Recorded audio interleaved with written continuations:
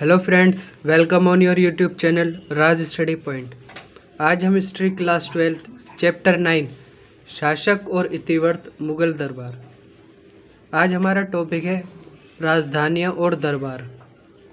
राजधानी नगर मुगल साम्राज्य का हृदय स्थल उसका राजधानी नगर था, यानी कि मुगल साम्राज्य का जो हृदय स्थल था उसकी राजधानियाँ थी, जहाँ दरबार लगता था। मुगल साम्राज्य की जो था उसमें जो राजधानी होती थी, जैसे कि आगरा, तो वह उसका हृदय स्थल हुआ करता था और वहाँ ही राजधानियों में ही दरबार लगता था। 16वीं और 17वीं शताब्दियों के दौरान मुगलों की राजधानियाँ बड़ी तेज़ी से स्थानांतरित होने लगी, यानी बदलने लगी। राजधानी एक जगह से दूसरी जगह से फिर कहीं और। इस प्रकार 16वीं और 17वीं शताब्दी के दौरान उनकी राजधानियाँ स्थानांतरित होने लगी। हालांकि बाबर ने लोदियों की राजधानी आगरा पर अधिकार कर लिया था, तथापि उसके शासन के 4 वर्षों के दौरान राजसी दरबार भिन्न भिन्न स्थान पर लगाए जाते रहे।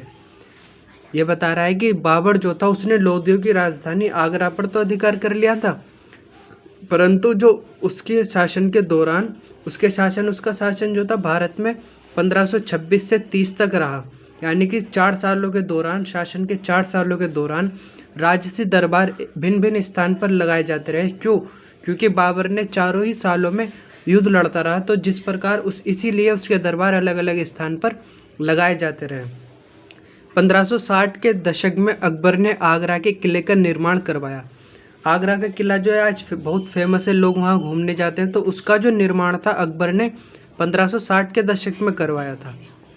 इसे आसपास के क्षेत्रों की खदानों से लाए गए लाल बलुआ पत्थर से बनाया गया था। आगरा का जो लाल किला है, इसे आसपास के क्षेत्रों की जो खदानें हैं वहाँ से लाए गए लाल बलुआ पत्थर से बनाया गया था। दिल्ली का लाल किला भी लाल बलुआ पत्थर से बनाया गया और आगरा का लाल किला भी लाल बलुआ पत्थर से बनाया गया है।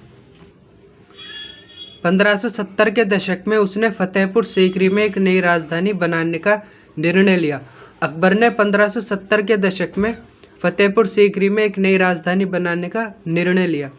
इस निर्णय का एक कारण यह हो सकता है कि सीकरी अजमेर को जाने वाली सीधी सड़क पर स्थित था, यानी कि जब 70 में अकबर ने आदेश दिया 1570 के दशक में कि फतेहपुर सीकरी में उसकी नई राजधानी बनाई जाए, तो इसका आखिर इस निर्णय के पीछे कारण की बात करें तो इसके 2 कारण हो सकते हैं। पहला कि सीकरी जो है अजमेर को जाने वाली सीधी सड़क पर स्थित था। अजमेर क्यों? क्योंकि अजमेर में क्या है, शेख मोइनुद्दीन चिश्ती की दरगाह है। उस समय एक महत्वपूर्ण तीर्थ स्थल बन चुकी थी और आज भी एक महत्वपूर्ण तीर्थ स्थल है अजमेर शरीफ। मुगल बादशाहों के चिश्ती सिलसिले के सूफियों के साथ घनिष्ठ संबंध बने। मुगल बादशाह जो थे चिश्ती सिलसिले के सूफी जो हुआ करते थे, उनके साथ मुगल बादशाहों के घनिष्ठ संबंध बने। अकबर ने सीकरी में जुमा मस्जिद के बगल में ही शेख सलीम चिश्ती के लिए सफ़ेद संगमरमर का एक मकबरा बनाने का आदेश दिया।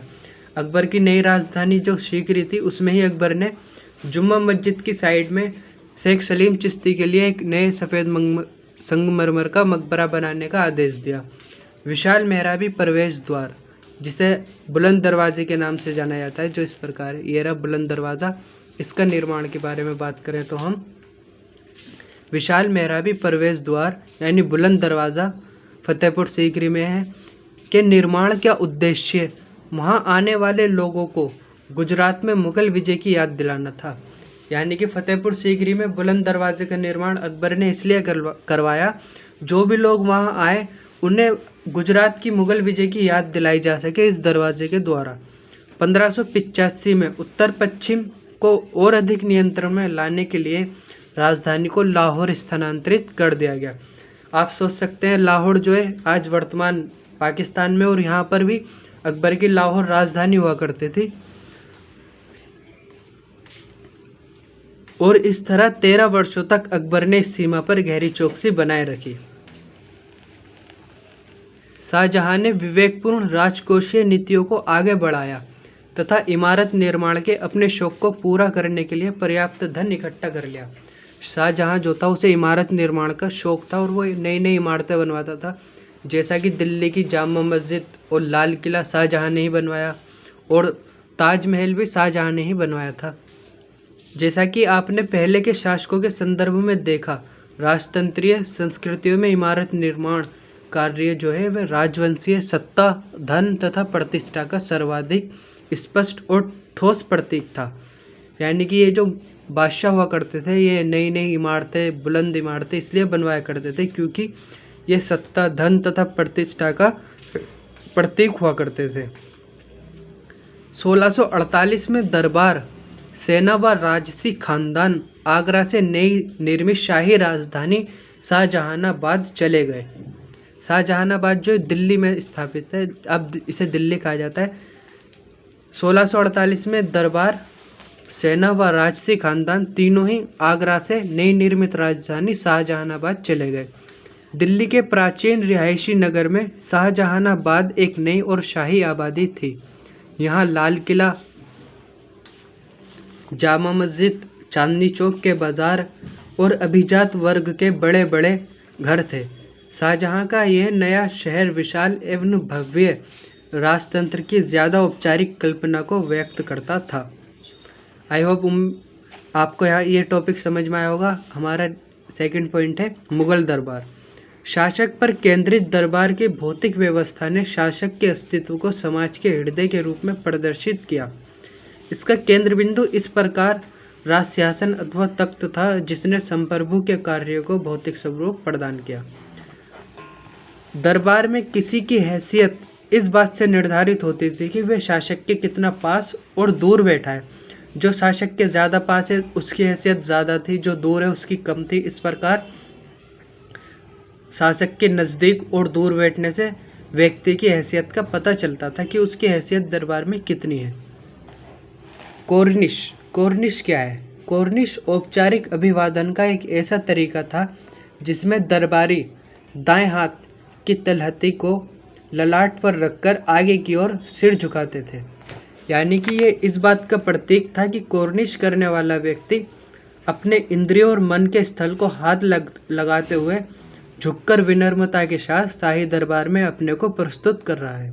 तो आप समझ सकते हैं कि कोर्निश क्या था, तो आपको समझ में आया होगा। नेक्स्ट टॉपिक है हमारा, इसी के आगे आत्मनिवेदन का उच्चतम रूप सिजदा या दंडवत लेटना था। शाहजहां के शासनकाल में इन तरीकों के स्थान पर चार तस्लीम तथा ज़मीबोशी, ज़मीन चूमने के तरीके अपनाए गए। पूछा जाता है कि ज़मीबोशी या चार तस्लीम किस बादशाह के शासनकाल में अपनाए गए, तो उसका आंसर होगा शाहजहां के शासनकाल में इन तरीकों को अपनाया गया, यानी चार तस्लीम और ज़मीबोशी। जेम्स एक के अंग्रेज दूत टॉम्स रो ने यूरोपीय रिवाज के अनुसार जहांगीर के सामने केवल झुककर अभिवादन किया और इसके बाद बैठने के लिए कुर्सी का आग्रह कर दरबार को पुनः अचंभित कर दिया। जब जेम्स एक का अंग्रेज दूत टॉम्स रो मुगल दरबार में आया, जहांगीर के दरबार में, तो उसने केवल झुककर अभिवादन किया और फिर बैठने के लिए कुर्सी का आग्रह कर कर दरबार को अचंभित कर दिया। बादशाह जो हुआ करते थे वे अपने दिन की शुरुआत सूर्योदय के समय कुछ व्यक्तिगत धार्मिक प्रार्थनाओं से करता था और इसके बाद वह पूर्व की ओर मुख किए एक छोटे छज्जे अर्थात जरोखे में आता था। छोटा जरोखा जो है उसे छोटा छज्जा जरोखे में आता था। इसके नीचे लोगों की भीड़, जिसमें सैनिक, व्यापारी, शिल्पकार, किसान, बीमार बच्चों के साथ औरतें बादशाह की एक झलक पाने के लिए इंतजार करती थी। जरोखा दर्शन की प्रथा किसके द्वारा शुरू की गई? तो अकबर के द्वारा। अकबर द्वारा शुरू की गई जरोखा दर्शन की प्रथा का उद्देश्य जन विश्वास के रूप में शाही सत्ता को स्वीकृति और विस्तार देना था। थोड़ा हम ये बॉक्स में नज़र डालें तो तस्लीम का शाब्दिक अर्थ आत्मनिवेदन है और शबे बारात जो ये एक मुस्लिम फेस्टिवल है। इसमें क्या होता है कि शबे बारात हिजरी कैलेंडर के 8वें महीने अर्थात 14वें सावन को पड़ने वाली पूर्णचंद्र रात्रि है। भारतीय उपमहाद्वीप में प्रार्थना और आतिशबाजियों के साथ इस दिन को मनाया जाता है। ऐसा माना जाता है कि इस रात को मुसलमानों के लिए आगे आने वाले वर्ष का भाग्य निर्धारित होता है और सारे पाप माफ कर दिए जाते हैं। इसी के आगे टॉपिक में इसी टॉपिक में झरोखे में 1 घंटा बिताने के बाद, यानी जब छज्जे में बादशाह आ गया तो वहाँ पे 1 घंटा बिताने के बाद बादशाह अपनी सरकार के प्राथमिक कार्यों के संचालन हेतु सार्वजनिक सभा भवन दीवाने आम में आता था। वहाँ राज्य के अधिकारी जो हुआ करते थे वे बादशाह को रिपोर्ट प्रस्तुत करते थे, निवेदन करते थे, और वहाँ 2 घंटे के बाद बादशाह दीवाने खास में निजी सभाएं और गोपनीय मुद्दों पर चर्चा करता था।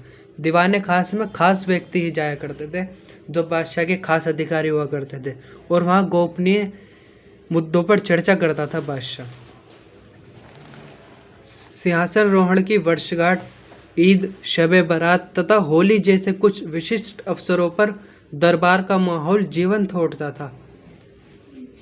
मुगल शासक वर्ष में 3 मुख्य त्योहार मनाया करते थे। पहला, सूर्य वर्ष और चंद्र वर्ष के अनुसार शासक का जन्मदिन, और वसंतागमन पर फारसी नववर्ष जिसे नौरोज कहा जाता है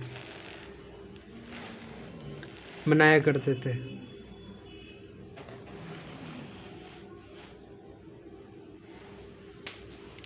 नेक्स्ट है हमारा पदवियां, उपहार और भेंट।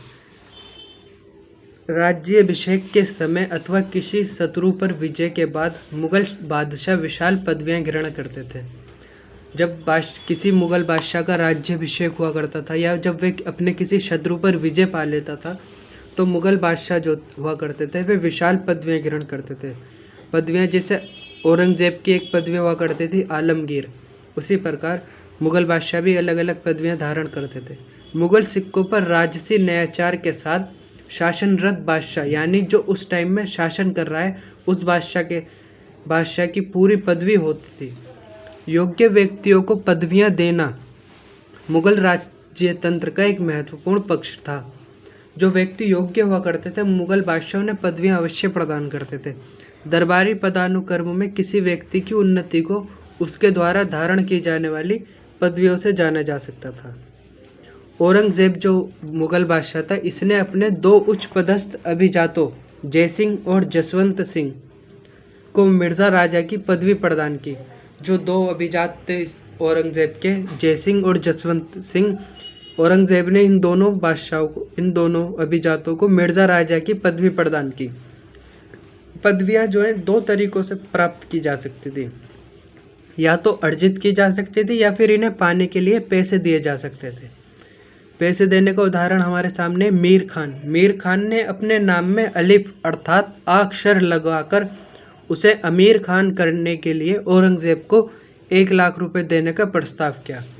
यानी कि जो व्यक्ति योग्य हुआ करते थे उन्हें तो मुगल बादशाह स्वयं पदवियां देते थे, लेकिन अगर कोई व्यक्ति पदवी पाने की इच्छुकता रखता है तो उसे पैसे देने पड़ते थे। जैसे कि मीर खान ने अपने नाम को मीर से अमीर खाली आ अक्षर लगवाने के लिए औरंगजेब को 1 लाख रुपए देने का प्रस्ताव किया था।